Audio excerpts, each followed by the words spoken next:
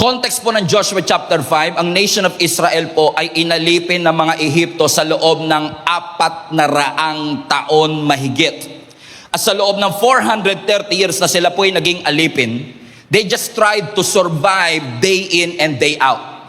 Pag alipin ka kasi, wala kang karapatang magplano para sa sarili mo. Sinusunod lang nila kung ano ang order, kung ano ang instruction ng sumakop sa kanila. They cannot make their own appointment. They cannot make their own calendar.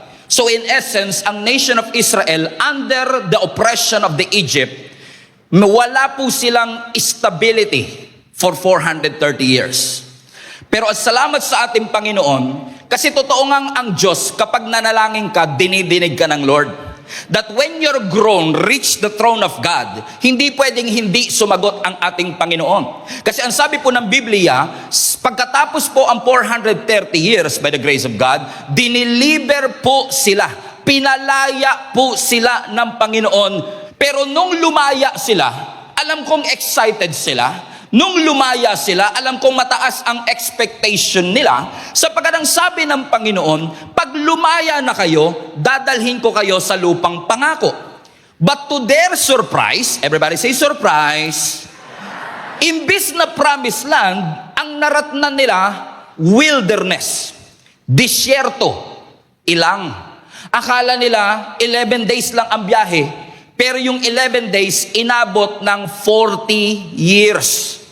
What a delay.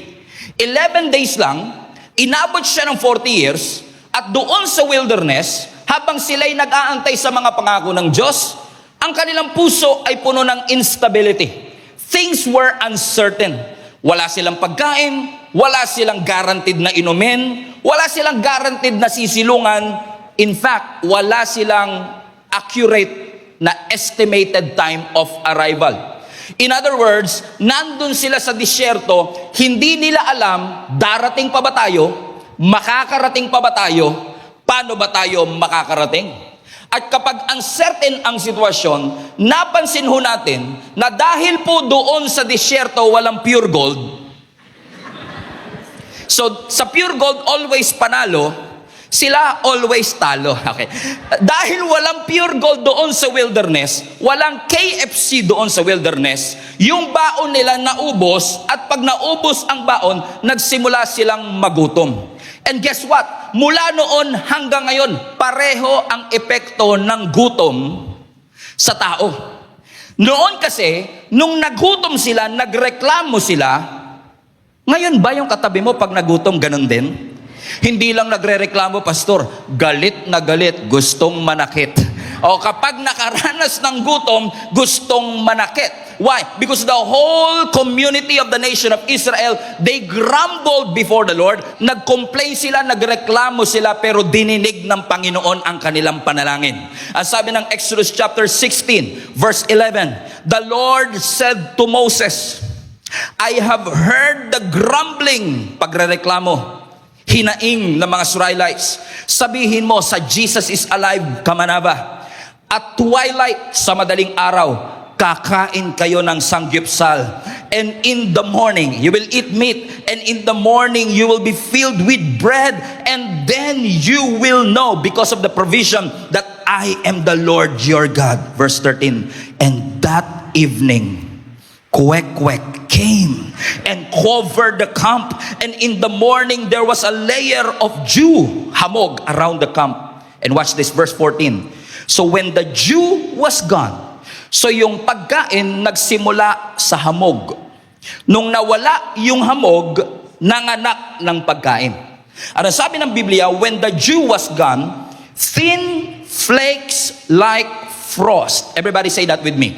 Thin flakes like frost on the ground appeared on a desert floor. All of a sudden, yung hamog parang naging cracker, parang naging Coco Crunch.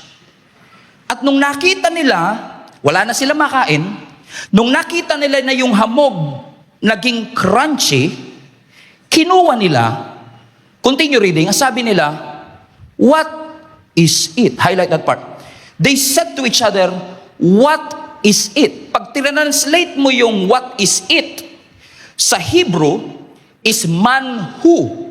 Nang ibig sabihin ay mana. So yung mana, Hebrew word siya ng isang tanong. Ano po yung tanong? What is it? Bakit nila natanong kung anong klaseng pagkain yun?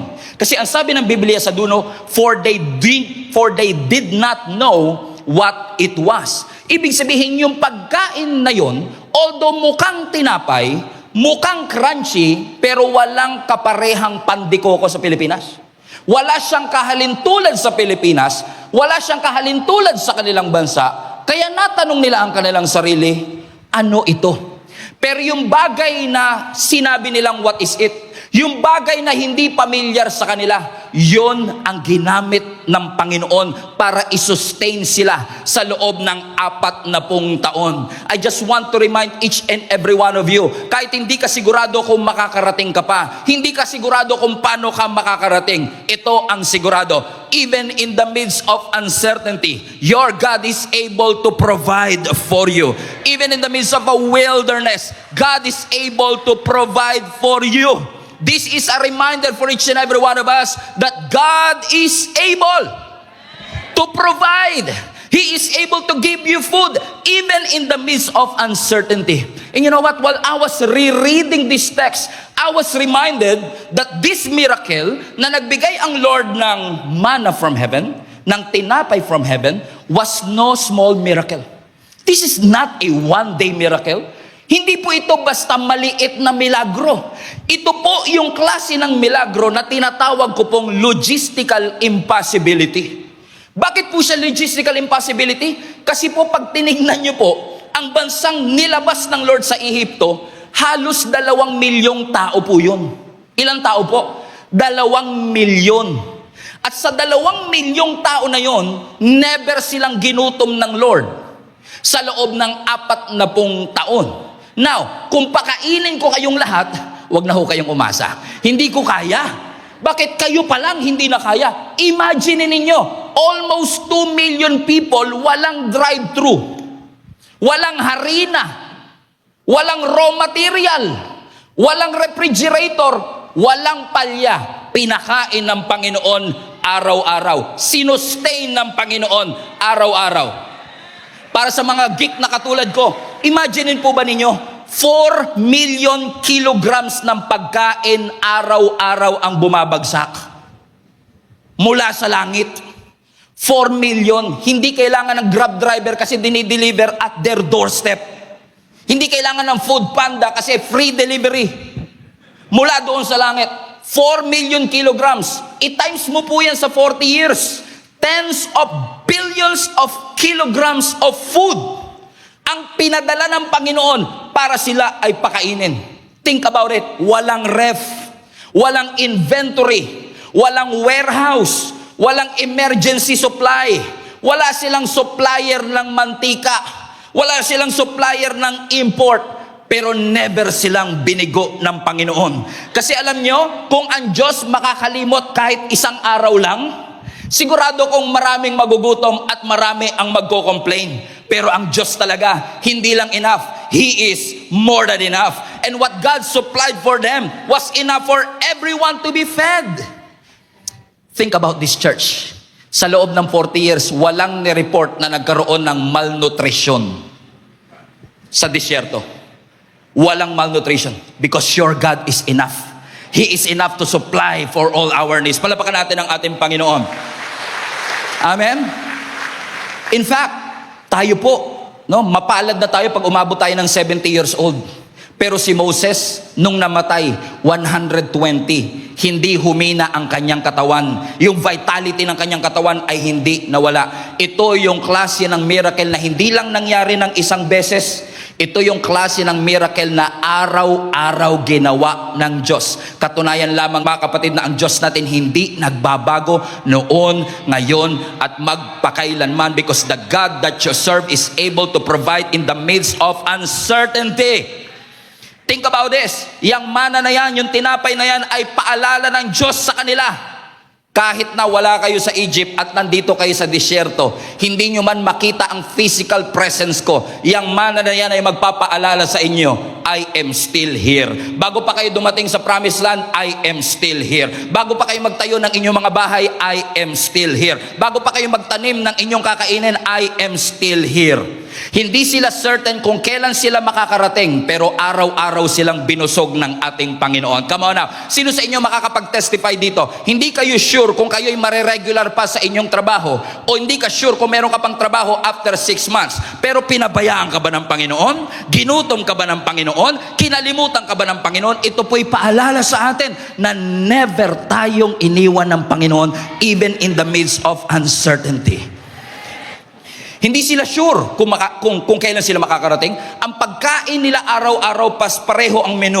Pero hindi sila ginutom ng Lord. For 40 years, hindi lang pagkain ang pareho. For 40 years, ang Diyos nila hindi nagbago. And for 40 years, they've been through a lot of struggle. They've been through a lot of complaining. They've been through a lot of grumbling. But finally, everybody say finally. Finally, after 40 long years, they made it. They made it into a new territory. They made it to the promised land. But think about this. Ang sabi ng Biblia sa Joshua chapter 5, pagdating nila doon sa promised land, pagka-possess nila ng 500-year-old promise ng Lord kay Abraham, nung nakamtan na nila yung pinangako ng Diyos sa kanila. Ang sabi ng Biblia sa verse 10, nag-camp sila doon sa Gilgal on the plains of Jericho. They celebrated the Passover. Verse 11, the very next day, they began to eat unleavened bread, roasted grain harvested from the land. This is interesting. Verse 12, no, everybody read, no manna appeared. Teka lang, ano nga pala yung manna? Yun yung thin flakes like frost. Yun yung pagkain nila sa loob ng 40 years. Yun yung hamog na nagiging crunchy. So every day, mayroong pagkain. Free delivery. But for the first time after 40 years, paglabas nila ng tent, walang manna. In fact, sa New International Version, ang sabi ng verse 12, the manna stopped. Huminto ang manna. Ulitin ko, huminto ang manna. Did you get it? Okay. Huminto ang mana. Try natin dito. Huminto ang mana. Okay. Huminto ang mana, pero hindi ibig sabihin huminto ang Diyos. Huminto lang yung mana, pero hindi huminto ang Diyos sa pagiging provider. Kasi ang sabi ng Biblia, kaya huminto yung tinapay kasi kumain na sila ng prutas. Ibig sabihin, hindi sila ginutom muna ng Diyos bago dumating yung prutas. Inantay ng Diyos, come on now, na makakain muna sila ng prutas bago hininto ng Lord yung mana. Okay. Okay. Yung mana ba blessing? Okay, ulitin ko po. Yung mana ba blessing? Yung prutas ba blessing? Parehong blessing, pero kanino nang galing? Sa parehong Diyos. So nagbago yung forma ng blessing, pero hindi nagbago ang Diyos sa pagpo-provide. Amen? Minsan tayo, na-frustrate tayo kapag yung bagay na inasahan mo, buong buhay mo, biglang hininto at inagaw ng Diyos. Na-frustrate ka na yung bagay na lagi mong ginagawa, bagay na dinependihan mong trabaho, negosyo na pinaglaanan mo ng buhay, all of a sudden, God took it away from you. And you thought that when God took it away from you, God is punishing you. But what if God eliminated that work, that business, that relationship, that method, not to punish you, but to prepare you for the new season? Kasi ang sabi ng Biblia, doon sa disyerto, mana ang kinakain nila. Pero pagdating sa promised land, upgraded sila. Kasi hindi lang sila dinala ng Lord sa bagong territory, hindi lang sila tumawid sa bagong season, hindi lang sila tumawid sa bagong taon, hey, Happy New Year, hindi lang sila lumipat ng bagong building, hey, come on now, nung lumipat sila, nung nagkaroon ng transition, God has to eliminate the previous miracle to give way for the new. So, ibig sabihin, yung elimination, preparation pala talaga siya. Yung subtraction, transition pala talaga siya. So, kung si Lord ang nagtanggal, hindi siya kawalan. Ulitin ko, kung si Lord ang nagtanggal, hindi ka nawalan. Parang ayaw nyo mag-amen doon, ha? Kinikila, natatakot kayo. Okay, natatakot. Ulitin ko lang, kapag si Lord ang nagtanggal, hindi yan kawalan. Bakit? Kasi yung Diyos na nagtanggal, the same God that fed them for 40 years is also the same God that will feed them in the promised land. Magkaiba man ang forma ng pagkain, pero parehong Diyos. Hindi tinanggal ng Lord ang pagkain, binago niya lang yung forma. Yes, I understand. Yung mana na yan, yan yung naging safety net nila. Yung mana na yan, yan yung kanilang naging daily miracle. Yung mana na yan, yan yung naging familiar sa kanila. Pero hindi sinabi ng Bible, winidraw ng Lord ang kanyang kamay. Hindi. Huminto ang mana, pero hindi ibig sabihin huminto ang ating Panginoon. Hindi punishment ng Lord yun, preparation ng Lord yun. So what if yung elimination is God's preparation for a new year? Halos masira yung ulo mo nung nawalan ka ng trabaho, pero what if yung pagkatanggal ng trabaho ay preparation ng Panginoon for the next season? Na nung nawalan ka, inakala mong inabandona ka ng Lord, pero ang totoo, nireposition ka lang ng Panginoon. Kasi God wants to prepare you for the new season of your life. Am I talking to somebody today, mga kapatid? Sabi mo sa katabi mo, mukhang ikaw yung pinapatamaan ng pastor na ito. Bakit? Parehong blessing, parehong galing sa Panginoon. Pero nung nag-appear siya, magkaiba na yung kanyang forma. So, ibig sabihin si Lord, nag-design ng isang miracle dito sa disyerto, pero pagdating nila sa Kanaan, sabi ng Lord, yung miracle nyo sa disyerto, iba na yung miracle ngayon dito sa Kanaan. Iba na yung miracle nyo nung nagwa-wander kayo sa desert, pero iba na rin yung miracle nyo kapag na-claim nyo na ang mga pangako ng Diyos sa inyo. Hindi nyo ako maintindihan. Siguro mas maiintindihan nyo ako kapag ganito. Sino sa inyo makakapag-testify na yung paraan ng Lord ng pagsusustain sa'yo noong 2019 ay ibang-iba sa pagsusustain sa'yo ng Lord sa 2026. Sino sa inyo makakapag-testify? Yes, amen? Pero di ba, minsan kailangang huminto, tanggalin, i-eliminate ng Lord yung ginamit niya noong 2019 to give way for a new thing that He is doing in 2026. Pero kapag lagi mong iniiyakan, masyado kang in love doon sa ginamit ng Lord ng 2019, nakalimutan mo na yata na masyado na tayong naging focus doon sa ginamit na paraan at nakalimutan natin na baguhin man ng Lord ang paraan, baguhin man ng Lord ang forma, pero hanggat kasama ko ang ating Panginoon. Come on now. Hindi ako pababayaan ng ating Panginoon. So iba yung pamamaraan niya, iba yung diskarte niya, pero ginamit ng Lord yun para mag-mature sila. Think about this church. I believe that's why this year is a year of stability, because God wants to grow your faith, to deepen your faith to the Lord. Kaya kung wala ka pang link up group, join a link up group. Kung hindi ka pa part ng growth track, be part of our growth track. Why? Because these trainings, these small groups is helping us to strengthen our roots.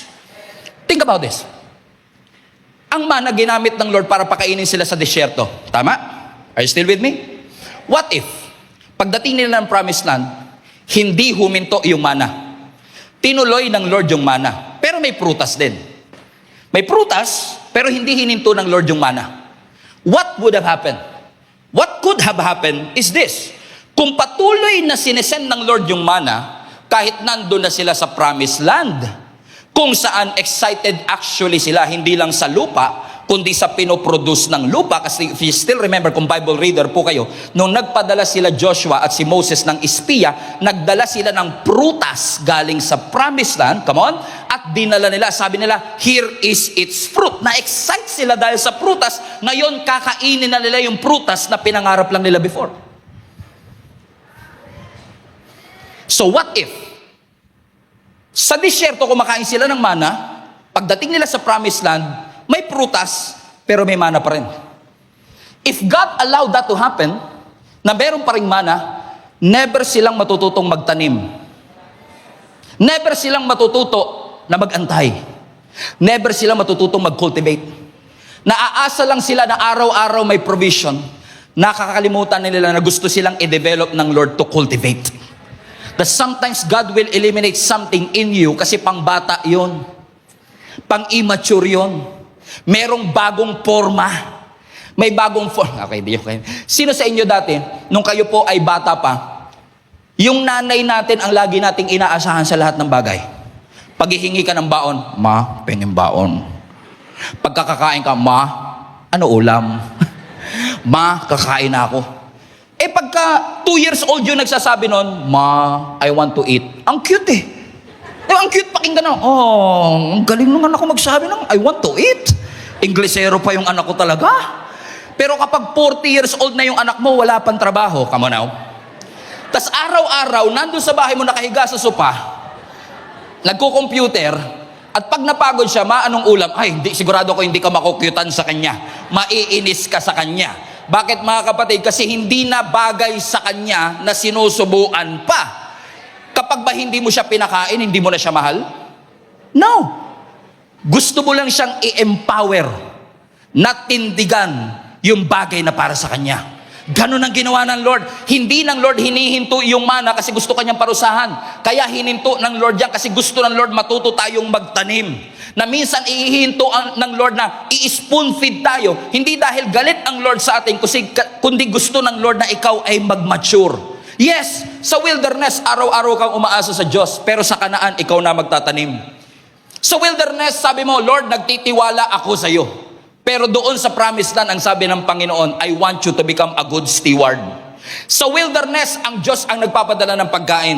Pero dito sa promised land, binigyan niya tayo ng lupa. Because the same God who rained bread from heaven is the same God who released that fruit from the soil. But one miracle has to stop to give way for the new. Kaya pala ang sabi ng Isaiah 43 verse 19, see, I am doing, highlight that part, a new thing. Sino sa inyo naniniwalang God is going to do a new thing? Okay, let me rephrase. Sino sa inyo naniniwala that God is already doing a new thing? Pero tingnan nyo yung screen. Alam nyo kung bakit minsan hindi natin makita, hindi natin magawa yung new thing? Kasi hindi mo makita. Kaya sabi ng Lord, see. Kasi may ginagawa na siya, bulag ka pa din doon. Kasi masyado kang in love sa nakaraan, nakalimutan mo may bago nang binuksan ang Diyos. Kaya mauubos na lang yung oras mo, kakaiyak dun sa saradong pintuan. Pero lagi ko nga sinasabi, pag sarado na yung pintuan, wag mo nang iyakan. Pero kapag binuksan ng Panginoon, wag kang mag-hesitate pumasok. Kasi sigurado may inilaan ang Diyos na bagay para sa iyo. Amen? Do you not perceive it? Giya ka manaba. God is doing a new thing. Bago na naman, yes. But do you not perceive it? Do you don't realize it? Do you realize it? God is doing a new thing. He is doing a new thing. Yung katabi mo, bago. Yung facility natin, bago. Hallelujah. Girlfriend mo, luma. Kasi nung nag-text yung ex, come on now.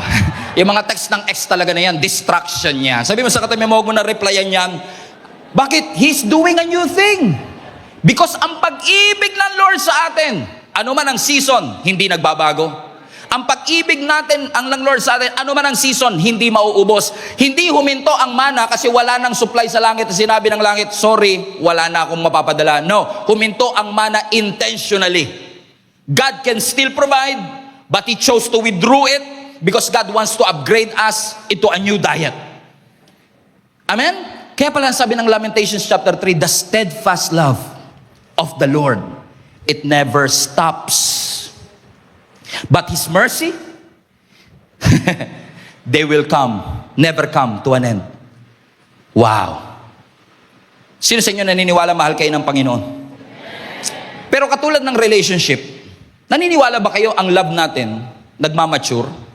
Pag, alam nyo, lagi ko to sinasabi pag nagkakasal ako. Pagka meron akong kinakasal at 3 buwan pa lang silang kasal, at nakita mong sweet sila, walang nagtataka. Walang nagtataka, ba't ang sweet nyo? Walang nagtataka. Kasi dahil bago pa sila, expected mong sweet sila. Correct? Pero pag 35 years ng kasal, tapos sweet pa din, yun, magtataka ka talaga. Anong sikreto nyo? Kasi di ba minsan, sinasabi nga natin, may mga mag-asawa, minsan kami ni Jenny, sasabihin namin, ganyan din tayo dati, no? Magtitigal lang ng kote. Oh. Di ba alam na lahat ng mga may asawa yan eh. Di ba alam na lahat ng mga magjowa yan na 5 years na kayo. Alam niyo yun, di ba? Iba yung Kasi dati, ang interpretation mo pag mahal ka yung kiniliti ka, oh, parang feel na feel mong mahal na mahal kapag kinikiliti ka. Feel na feel mong mahal na mahal ka kapag tinext ka ng, kumain na you. Diba? Parang feeling, uy, ang sarap naman nun. Kasi feeling mo, nung nagsisimula kayo, parang yung chemistry, grabe. Parang ramdam na ramdam mo yung pagmamahal, compatible na compatible kayo. Alam niyo yung, makita mo pa lang yung picture niya, tumataas na balahibo mo eh. Kala mo, Halloween, uy, grabe, nakakatakot.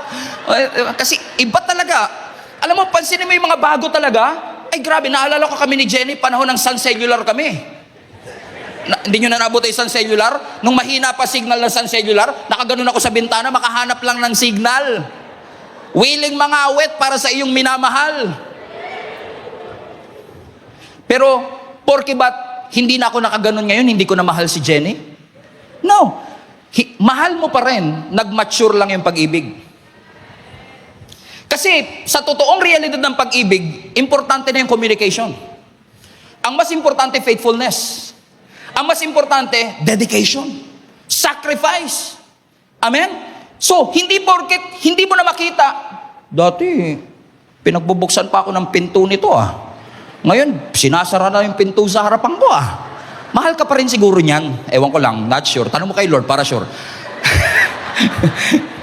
Amen? Hindi nawala yung pag-ibig. Madalas lang nag-mature yung pag-ibig. Kasi kung lagi ka lang mag-aantay ng paru-paro dito sa iyong tiyan, may butterfly in my stomach. Kung lagi ka mag-aantay ng butterfly in your stomach para lang masabi mo na mahal ka talaga ng tao, baka makalimutan mo at mamiss mong pasalamatan yung blessing na faithful pa rin siya sa'yo.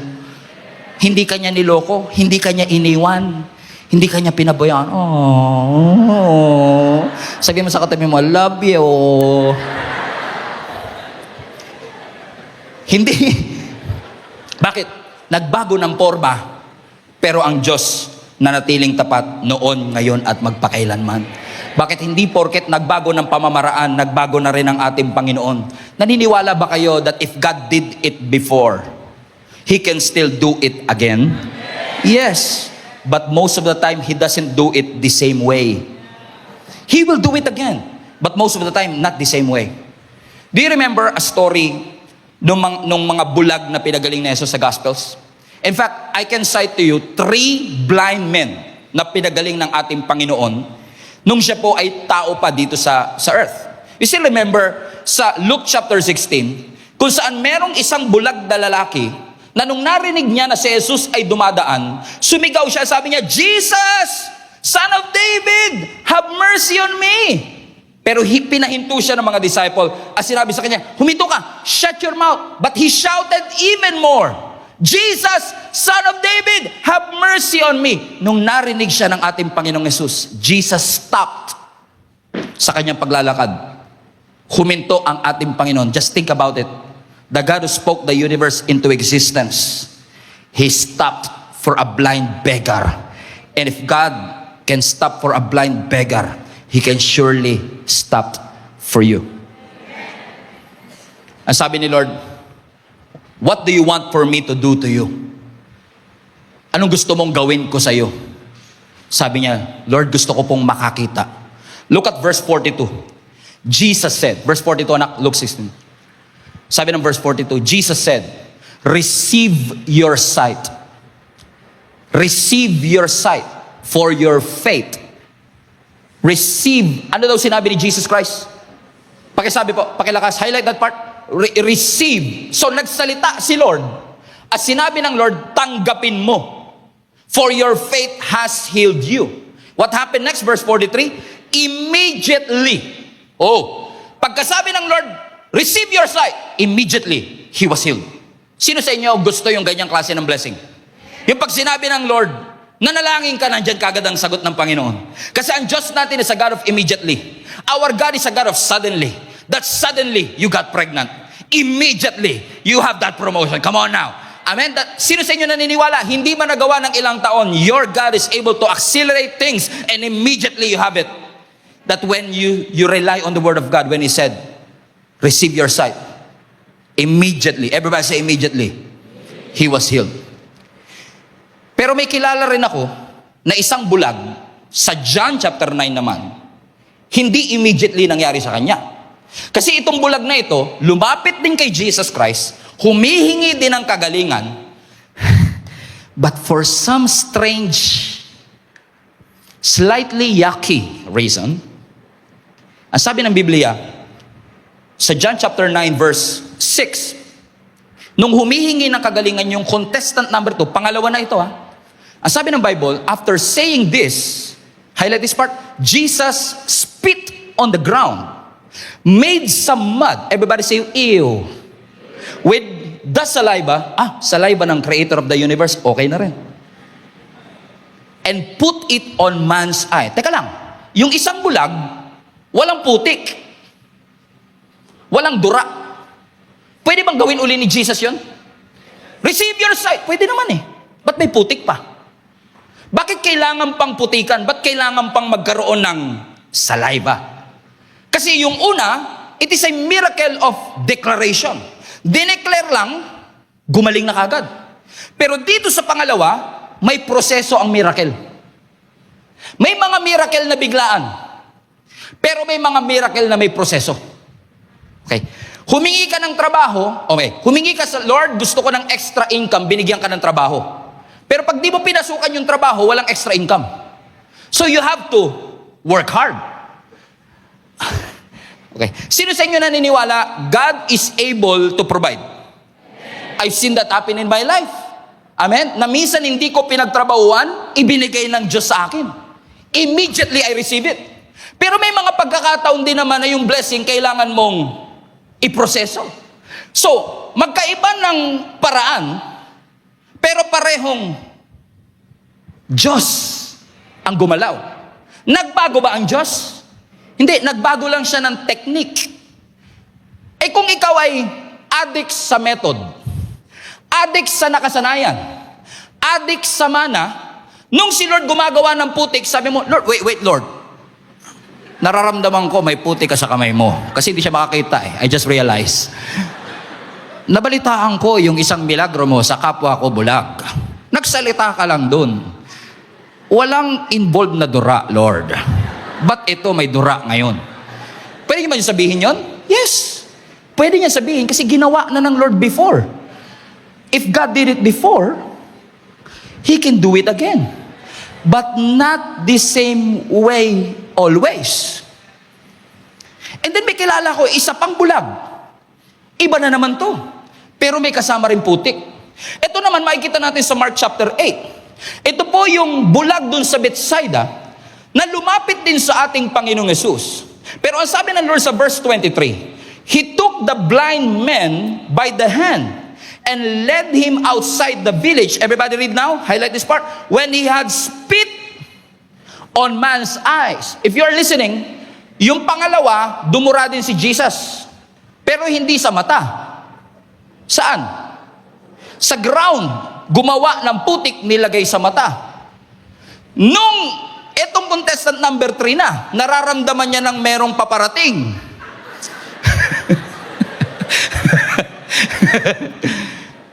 Lord, ano yan? Naalala ko dun sa nakaraan dun po yun sa baba hindi po sa taas. May involved na saliva, gross, pero teka lang, it was directly sa kanyang mata. Tignan nyo sumunod. And put his hands on him. Wala yan dun sa kanakaraan. And Jesus asked, do you see anything? Wala. And look at what happened. Verse 24. He looked up and he said, everybody read now, I see people and they look like trees walking around. So nakakita siya pero malabo. So ano ginawa ni Lord? Verse 25, highlight this part. Once more, Jesus put his hands on the man's eyes, then his eyes were opened, and his sight was restored, and he saw everything clearly. Doon sa pangalawang contestant, nung nilagay yung putik, gumaling agad. Dito sa pangatlo, nung nilagay yung dura, may nakikita ka na, labo, Lord. Pero nakakakita po ako ng mga tao parang puno. Tinakpan uli ni Lord. Nakakakita ka na. Yes, Lord, nakakakita na ako. So papansin nyo, isa instant, Yung isa may proseso, yung isa progressive. Iba-iba yung method, pero pare-parehong Diyos. Paano kung in love ka sa method? In love ka sa sabi mo, Lord, nakita ko yung ginawa mo sa co-office mate ko. Gusto ko gawin mo rin yun sa akin. Mamimiss mo ang Diyos kapag nakatali ka sa miracle na ginawa ng Diyos sa ibang tao. Kasi may unique na blessing, may unique na pamamaraan, may unique na method ang Panginoon sa bawat isa sa atin. God is able to heal instantly, but God is also able to heal progressively. Hindi lahat ng miracle biglaan. Hindi lahat ng miracle pare-pareho. Because kung si Jesus, pinapagaling niya ang lahat ng tao sa pare-parehong pamamaraan, baka ang sinasamba na natin yung pamamaraan at hindi na yung Diyos na nagpapagaling. Tingnan niyo po tayo mga Pilipino, dahil nakita nila si Katasyo nagpagaling, lahat nagpuntahan kay Katasyo. Nakita nila yung puno, may itsura, parang si Jesus yun. Lahat nagpilahan doon. Yung isang tao nakakita ng hollow blocks, parang si Jesus to ah. Lahat nagpilahan na doon, nilagyan na ng kandila. Tumingin, kumain ng cheese bread, si Jesus to ah. Nangungusap ka nga, Panginoon. Kung masyado tayong in love sa pamamaraan, mamimiss natin na ang Diyos natin, He moves in a mysterious ways. Nakakaiba ang pamamaraan ng Lord ng pagpo-provide. Kaya wag mong kainggitan kung paanong pinagpala ang iba. Kasi merong pamamaraan ng Diyos sa iyo. Maaring sila through mana, ikaw through fruit, iba ang forma, pero parehong Diyos. Ang Diyos natin hindi nakabound sa isang template. Na hindi porket ganito ang filter, ganito ang blessing, ganito ang miracle, ganito na lahat sa lahat ng tao. No. God is not bound by one formula. Kasi kapag ang Diyos bound ng isang formula, yung pananampalataya natin, mechanical na lang. Paano ginawa sa iba? Baka ganun din ang gawin sa akin. Ang Diyos po natin hindi ATM. Na kapag pinindot mo ang tamang combination, may lalabas na pera. Minsan ang provision hindi darating bigla. Minsan may provision na 10 years darating. Minsan may provision na kailangan mong paghirapan at pagsikapan. But either way, gumaling ka man sa pamamagitan ng prayer o gumaling ka man sa pamamagitan ng doktor, parehong Diyos ang nagpapagaling. Kasi ang doktor, they can cure. But your God is only the one who can heal you, who will provide for you, and will protect you. Minsan babaguhin ng Lord ang method, pero ang mission pareho pa rin. The mission of this church, ever since day one, hindi pa ako nandito noon, I believe is the same mission na pinapagawa ng Panginoon sa atin, to go, to bear fruit, and to have our fruits remain. So I don't know who is this for. Kung huminto man ang mana, nawalan ka ng trabaho, nalugi ang negosyo, nawala ang relationship, huminto ang isang bagay na inasahan mo for many years, sabi mo sa katabi mo, don't panic. Don't worry. Ayaw kaguol, ayaw kabalaka sa Bisaya. Huwag kang mag-alala. Bakit? Kasi baka mamaya, masyado kang nag-e-expect sa ibabaw ng mana, wala pa rin ah. Kasi for 40 years, doon galing lahat eh. For 40 years, doon galing eh. So, akala mo ngayon, doon pa rin galing. Kasi si Lord nasa taas eh. Pero what if yung blessing na dating binibigay sa taas, sabi ng Lord, mali ang tingin mo. Check the ground.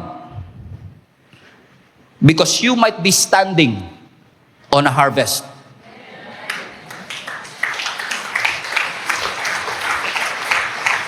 Ang mana galing doon. Ang prutas galing dito. Pero parehong Diyos ang nag-provide. So I want to encourage our global family. Check the ground. Baka mamaya inaasahan mo, tingin ka ng tingin, linga ka ng linga sa iba't ibang pintuan.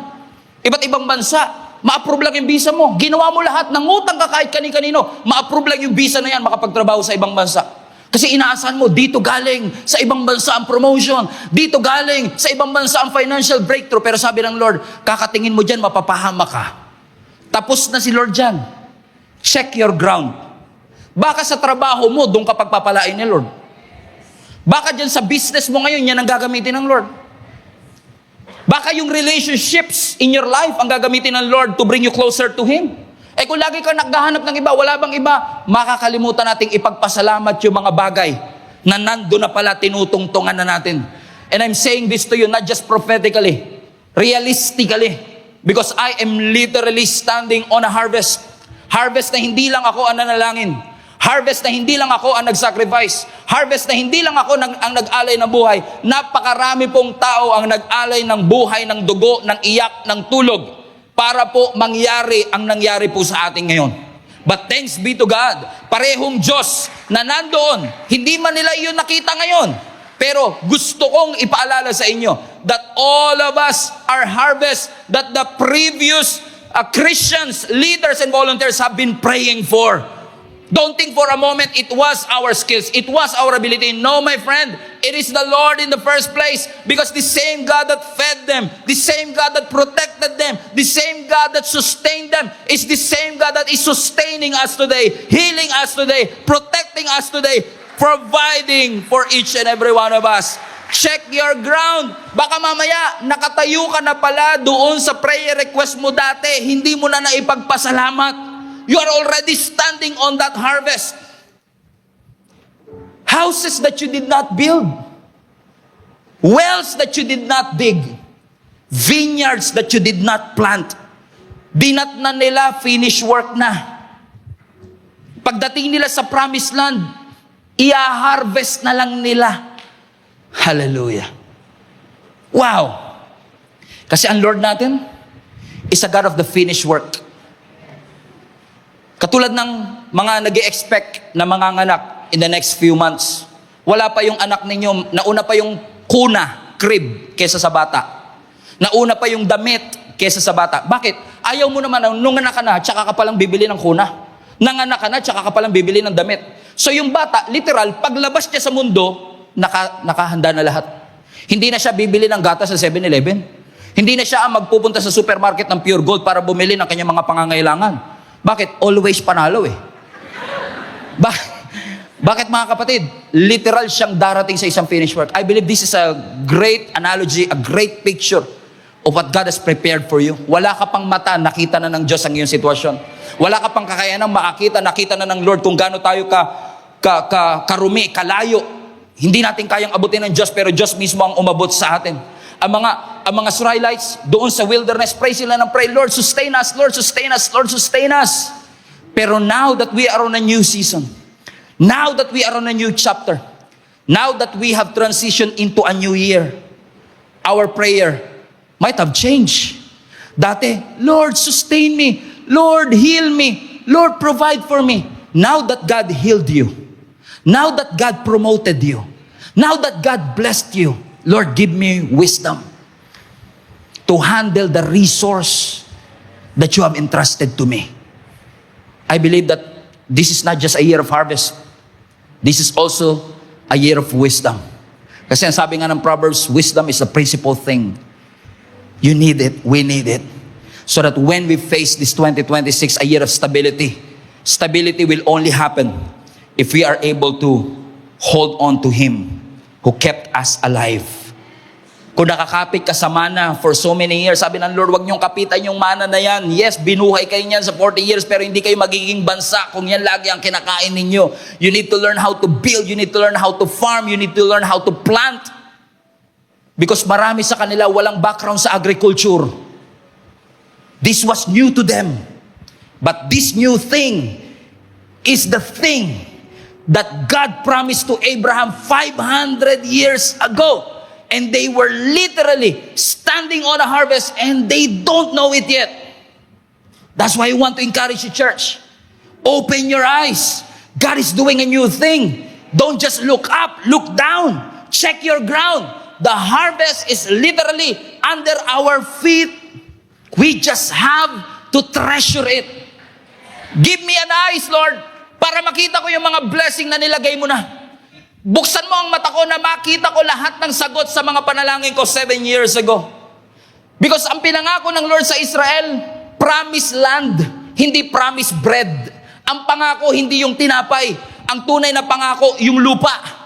Yung tinapay, ginamit ng Lord para dalhin sila doon sa lupa. Pero ang tunay na promise, hindi yung tinapay. Ang tunay na promise, yung lupa. Bakit? Yung tinapay na yan aamagin. Yung tinapay na yan napapanis. Makakasurvive ka for a day or two, but it cannot sustain you. Pero ang prutas, itanim mo, tutubo, magbubunga ng marami pang buto. na pwede mong itanim. Yung tinapay aamagin, yung prutas pwedeng maging gubat, pwedeng maging garden. Sabi ng Lord, huwag ka mag-focus sa temporary. It can be lost. It can be stolen from you. But when you focus on eternal things, nandun ang pangako ng Panginoon. And I remember Jesus Christ in John chapter 6, they have a problem. They had the problem.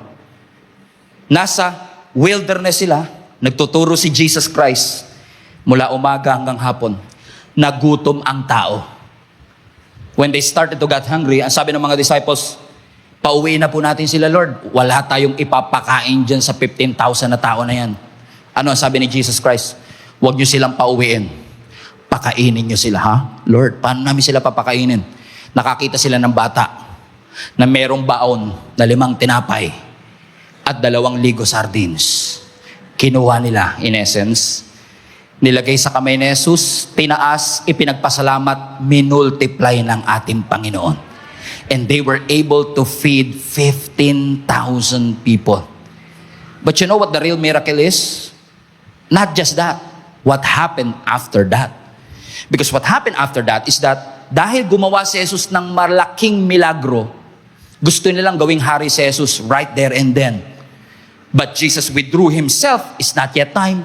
Winidrew ni Jesus ang kanyang sarili. Sumakay sila ng bangka kasama ang mga disciples, kasama yung 12 basket na sobra doon sa miracle. Pagdating nila doon sa Sea of Galilee, naka-encounter sila ng bagyo. To cut the long story short, nakatawid sila sa bagong island. Bagong season. Bagong taon. Bagong building. And guess what happened? Yung mga gustong gawin si Jesus na hari doon sa kabilang isla, naglakad at tumakbo. Naunahan pa si Jesus. Nandun na. Nag-aabang sa kabilang isla. Pero they are not waiting for Jesus. They are waiting for His miracle.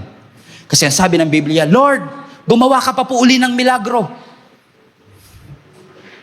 They were not looking for relationship. They were looking for a miracle. And Jesus said, hold on a second. Hold on a second. You don't get it. I am that bread. I am the bread of life. What Jesus was trying to say, yung tinapay na yon na kinain nyo, lalabas yan mamaya sa likod nyo. Pero ito, na bread of life, ito ang pang-eternal. So kung nakafocus ka, miracle, miracle, miracle, makakalimutan mo si Jesus na bread of life. Makakalimutan mo na ang Diyos ang nag-provide ng iyong pangangailangan. Church, I want you to wake up and realize this is never about the building, never about the blessing, never about the brand new year. It's all about His presence. It's all about your God. It's all about the Lord. So hindi, salamat 2026, salamat bagong trabaho, salamat sa boss kong mabait, salamat sa maraming pera ko, salamat talaga dyan, sana all. Pero ang pinakamagandang ipagpasalamat, salamat meron akong Diyos na nagpo-provide, salamat meron akong Diyos na nagpapagaling, salamat meron Diyos na nag-iingat sa akin, salamat Panginoon. Hello everybody, welcome to another episode of our podcast, and today we are going to talk about how to live a meaningful life. And our text is found on Ephesians chapter 5 verses 15 and 16. Sabi po dito, therefore, consider carefully how you live, not as unwise, but as wise, taking advantage of every opportunity because the days are evil. Napakaganda po ng ating mensahe for today because I believe God impressed this into my heart kasi wala naman pong tao, grupo ng mga tao ang dumarating sa tagpo ng kanilang buhay na masasabi nilang naging meaningful ang kanilang buhay by accident. Sabi nga po nila, yung konting pihit mo, decision mo today, ay pwedeng magkaroon ng milya-milyang epekto pagdating ng panahon. Because yung mga daily decisions natin, yan po madalas ang magdedetermine kung ano ang ating magiging destination. Ano-ano mga habits ang ating inaalaw, sino-sino mga kaibigan ang hinahayaan natin sa ating buhay, at ano-anong boses ang ating mga pinapakinggan. Especially when we are in a formation season of our lives. Kung ikaw ay kabataan o single pa lamang, Yan ang tinuturing po nating season kung paano nakakapag-set tayo ng direksyon at trajectory ng ating buhay. Naalala ko na ako ay 18 years old, naging youth pastor ako ng simbahan. Na ako ay 26 years old, naikasal ako sa pinakamagandang babae sa balat ng lupa. At the age of 27, I said yes na maging pastor ng isang simbahan. Nung ako'y kabataan pa, that's not just a waiting season. I believe that is a construction season of my life. Because yan po yung mga panahon na magandang-maganda para i-shape mo ang inyong habits, ang inyong thinking. Magandang pagkakataon para ma-shape mo ang iyong discipline, ang iyong pananampalataya. Paano mo ginugugol ang iyong panahon? Ano-ano ang iyong mga pinapanood? Sino-sino ang iyong mga pinapakinggan? At paano ka lumalago sa iyong pananampalataya, sa iyong karir at sa iyong buhay? Yung mga direction po kasi na yan, hindi mo yan masiset kapag ka naikasal ka na. Yung direction, hindi mo yan masiset kapag promoted ka na. In fact, yung marriage, it cannot fix your direction. But it can magnify that you are in the right or wrong direction in your life. Kapag tayo ay disiplinado nung tayo ay single pa lang, more likely magiging stable tayo when we are married. Pero kung ligaw tayo nung single pa lang tayo, malamang dalawa na kayong ligaw when you got married. Pero at the end of the day, ang goal ba talaga ay maikasal ako, ma-promote ako? Because ang goal is not just to get married. Our goal is not just to get promoted. Our goal is not just makapagtrabaho sa ibang bansa. Our goal is maturity. Because when we mature, kapag tayo ay nag-grow spiritually, nag-grow in our mindset, nag-grow emotionally, you can handle the pressure well. You can manage your emotion. More importantly, we are able to honor God consistently in our lives. Bakit po? Kasi kung walang magbabago sa habits natin, kung walang magbabago sa discipline natin, kung walang magbabago sa relasyon natin sa ating Panginoon, nasaan kaya tayo after 5 years? Kasi hindi natin ma-achieve ang stability 5 years from now kung walang magbabago sa buhay at sa direksyon natin for today. Yan po ang ibig sabihin na ang buhay natin nagde-drift. Pag sinabi mo kasing drifting, parang parang bangka na hindi nakaangkla. Gumagalaw siya, lumulutang siya, pero dahil walang nagtitimon, hindi mo na kailangan ng malakas na bagyo para mawala yung barko na yan. At maraming tao ganyan sa kanilang buhay. Hindi natin madalas pinaplano anong mangyayari 5 years later, kaya nagpapaanod-anod na lang tayo kung saan po tayo dadali ng buhay. At alam ko, wala nang iba pang makakapag-represent ng idea ng drifting bukod sa story na isinare po sa atin ng Panginoon about the prodigal son. In Luke chapter 15 po kasi, gustong i-reveal ng ating Panginoong Jesus ang puso ng Diyos Ama, kaya ibinahagi po ni Jesus Christ ang story ng prodigal son. Ang sabi ng storya, merong isang anak na nag-demand ng kanyang inheritance prematurely.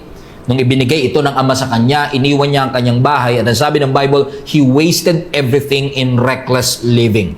Unfortunately, nung naubos na lahat ng inheritance na ibinigay ng kanyang tatay, dumating ang matinding taggutom and he found himself empty, hungry, and feeding pigs. Nagpapakain po siya ng baboy. At habang nagpapakain po siya ng baboy, na-realize niya na yung kinakain po ng mga servant ng kanyang ama ay parang mas masarap pa sa kanyang kinakain. At dahil po sa kanyang brokenness at siguro na humble na rin po siya because of the situation, nagdesisyon po siyang bumalik sa kanyang tatay. At nung bumalik po siya, hindi po siya nag-e-expect ng restoration. Ang ine-expect niya lang po, acceptance. But the father, when he saw his son, ang sabi ng Bible, he ran to his son, kissed him, and restored back everything to him. At yung story po ng prodigal son is a best illustration of what a drifting life will look like.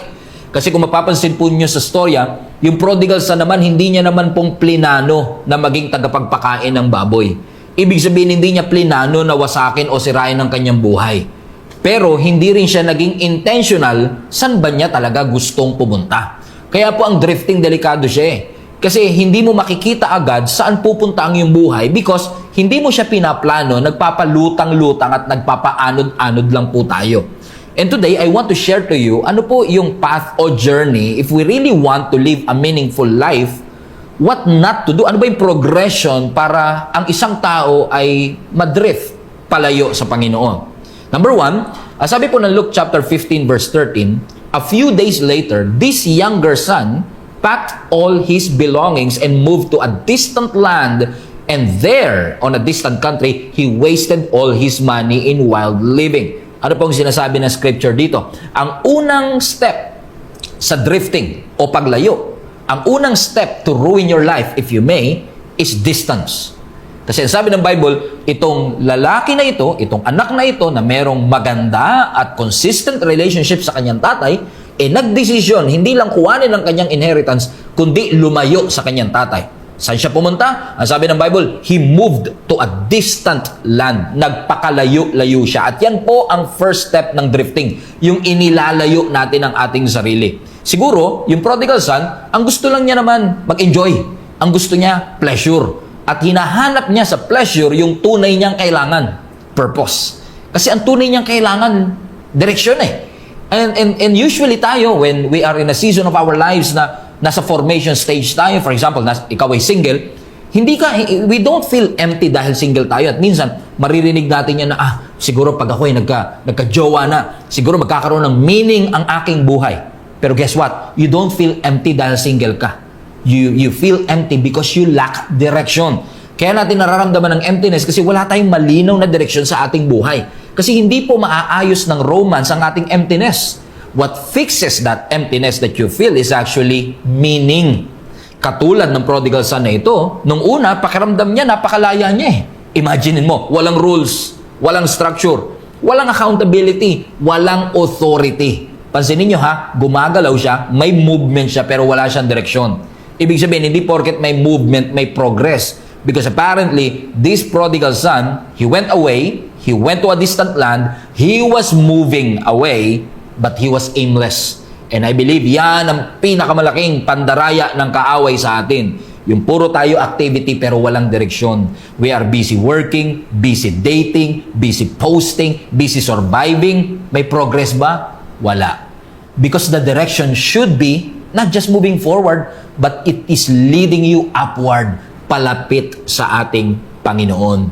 Halimbawa po ang isang sasakyan, no, kapag yan ay nasa bundok, for example, at nakapark, at yung sasakyan na yan ay naka-neutral on a downhill o pababa, pwede yang gumalaw, but eventually it will crash.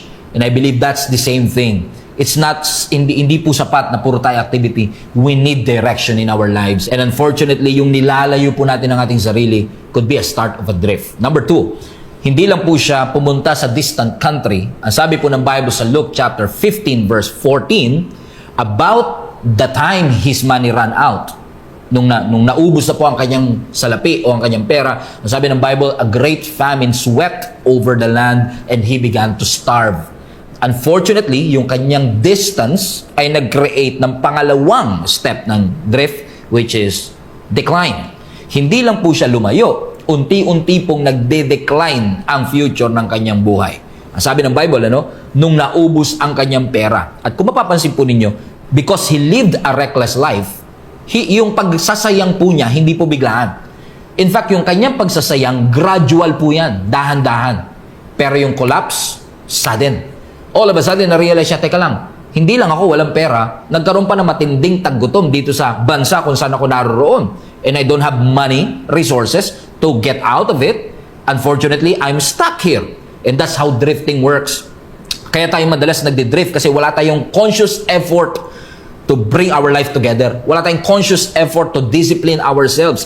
Because lahat po ng direksyon, may effort yan. Kapag ipipihit mo ang sasakyan pakaliwa, kailangan mo ng effort. Pero ang drifting, no effort is required. Bayaan mo lang ang manibela at bigla, aandar naman po siya, but it will eventually crash. Ganyan din po ang barko, di ba? Ang barko, ang bangka na walang goal, hindi mo na kailangan padaanan ng bagyo, hindi na kailangan ng matinding tsunami para mapalubog mo siya. It's only a matter of time kung wala po siyang timon, walang nagko-control, walang effort to steer into the right direction. It's only a matter of time and it will crash. Wala pong tao na sinira po at winasak nila ang kanilang buhay in just one day. Usually, nawawasak po ang ating buhay because of our daily decisions. Hindi tayo, ini-skip natin ang prayer, ini-skip natin ang church, ini-ignore natin ang discipline, mas pinaprioritize natin yung entertainment kaysa growth, yung namumuhay tayo ng walang purpose. Lahat po yan ay daily decisions that we make na papunta sa decline. That we are not just distancing ourselves, we are declining because we don't have effort to steer into the right direction. Kung naniniwala ka na hindi aksidente ang tagumpay, maniniwala din siguro tayo na madalas hindi rin aksidente ang pagbagsak. Kung ang tagumpay hindi aksidente, ang pagbagsak madalas ay hindi rin aksidente. Kasi lahat naman siguro ng tao nagsasabi, gusto ko ng godly marriage. Gusto ko maglingkod sa Panginoon. Gusto ko magkaroon ng peaceful life. Pero yung puro intention na walang direksyon is just an imagination. You don't reap what you wish. You reap what you plant. You reap what you sow. Hindi natin inaani yung bagay na ipinangarap natin. Ang inaani natin yung bagay na tinanim natin. Yung effort na in-exert natin. As I've said, wala namang nagpaplano na sayangin ang kanyang buhay. Pero unfortunately, hindi po tayo nagiging intentional. Saan ba natin gustong pumunta? Ano ba ang goal natin pagka natapos po ang taong ito? And that's the reason why siguro maraming young people, maraming single people ang stuck. Kasi walang vision, walang goal, walang growth. And we are trying to solve that emptiness with new relationship, new promotion, new company. Hindi pleasure ang makakapag-satisfy ng soul mo. I wish alam mo na yan by now. Hindi pleasure ang makakapag-satisfy sa soul natin. Meaning, kailangan natin ng kahulugan. Kailangan natin ng purpose. And don't tell me na, Pastor, inaantay ko lang yung kalooban ng ating Panginoon. But honestly, if truth be told, you're not waiting, and you know it. You're drifting. You're drifting. How? Lumilipas ang araw, walang purpose. Lumilipas ang araw, puro pleasure ang umuubos sa oras natin, walang growth. Yung calling mo napalitan ng comfort. And that's the most dangerous thing. Hindi yung nag-decide kang sirain ang buhay mo. Hindi tayo nagdidesisyon na wasakin ang ating buhay, pero hindi ka rin nagdidesisyon na iayos ito. And that's the most dangerous decision of all. What is that? Indecision. Indecision is the most dangerous decision of all. Yung iniiwasan mo ang responsibility, iniiwasan mo ang failure, iniiwasan mo ang commitment. Ano nangyayari? Because we're drifting, lumalagpas ang opportunity. Nagbabago ang season. Nagsasara ang mga pintuan. Tumatanda ka. Aabante ang buhay whether you make a decision today or not. That's why hindi lang distance. Bantayan natin yung decline. But thanks be to God, katulad ng prodigal son na ito, yes, he went to a distant country. Yes, nag-decline ang kanyang buhay. In fact, he reached the rock bottom kung saan pinangarap niyang kainin ang kinakain ng baboy. Pero ang sabi ng Bible sa verse 17, when he finally came to his senses, he said to himself, at home, even the hard servants have food enough to spare, and here I am, dying for hunger. Kung babasahin niyo yung succeeding verse, sinabi niya, babalik ako sa akin, tatay.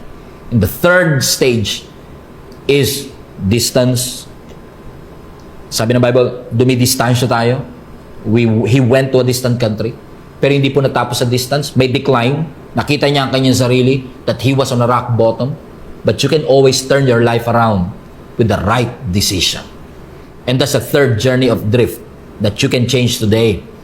Because yung time na yon that he finally came to his senses, that is the turning point. Pero hindi porket yun ang turning point, may nagbago na kagad. Gutom pa rin siya, broke pa rin siya, nasa pig pen pa rin siya. Hindi nagbago ang kanyang sitwasyon, pero may nagbago ng time na yon. Yung direction niya. Kasi finally sabi niya, hindi na ako papayag ng ganito. Hindi na ako papayag na wala nagkokontrol ng timon ng barko na ito. I need direction in my life. Kasi ang mga sitwasyon ng ating buhay magbabago lang kapag una nating binago ang direksyon ng ating buhay today. Alam nyo, na-realize ko naman na kahit anong sabihin ko today, maaaring hindi naman mabago ang iyong buhay. But at least, kung hindi man mabago ang iyong buhay today, change your direction today. Because if you change your direction today, if you change your habits today, you may not see an effect one month from now, but you can definitely see a significant effect after 1 year, after 2 years. That's why church is very important. That's why ministry is very important. Because walang tao na nagbabago ng direksyon by accident. Kailangan nila ng guidance, kailangan nila ng teaching, kailangan nila ng boses na magsasalita sa kanila. And I believe yung simbahan, napakalaking bagay po yan para tulungan tayong lahat, na para ibalik tayo sa tamang direksyon. That's why I believe this is a wake-up call also for all of us. If you're not attending any church, if you're not attending any small group, if you're not reading your Bible, I want to encourage you to join a link-up group, join a small group, join a church. No, kung wala po kayong simbahang inaatinan, kung wala kayong link-up groups na inaatinan, I will put the link in the description box of this video so you can join immediately and change the direction of your life. In fact, I will take this to the next level to support our ministry, to support the ministry in prayer. You can serve, you can pray, you can give financially para masuportahan po natin and we can reach more people at marami pang tao ang mabago because maraming ginagawa sa Satan para tayo ay dayain, para tayo ay lokohin. But we need this message. We need this wake-up call for us to be able not just to change our life but to change the trajectory of our lives. I hope that nakatulong po ito ng malaki sa inyo. Please do not forget to comment, to like, or to share this podcast and see you again on the next episode. God bless po!